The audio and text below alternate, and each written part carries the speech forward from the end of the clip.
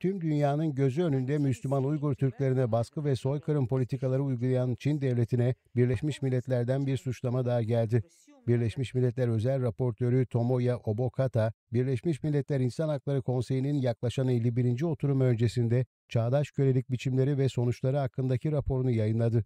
Raporda Çin'in işgal altındaki Doğu Türkistan'da Uygur, Kazak ve Kırgız Türklerine yönelik uyguladığı zulüm modern bir kölelik biçimi olarak nitelendirildi.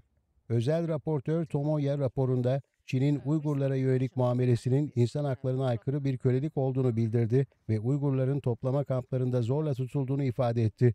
Tomoya hazırlanan raporla birlikte Doğu Türkistan'da Uygurlar, Kazaklar, Kırgızlar ve diğer Müslüman Türk halklarının zorla çalıştırıldığı sonucunu delilleriyle varıldığını belirtti. 20 sayfalık raporda Doğu Türkistan'da zorla çalıştırılma ile ilgili olarak Uygurların insanlık dışı veya aşağılayıcı uygulamalara maruz kaldıkları bilgisi yer aldı. Uygurlara yönelik fiziksel ve cinsel şiddetin de içinde olduğu çok sayıda suç işlendiğine vurgu yapıldı.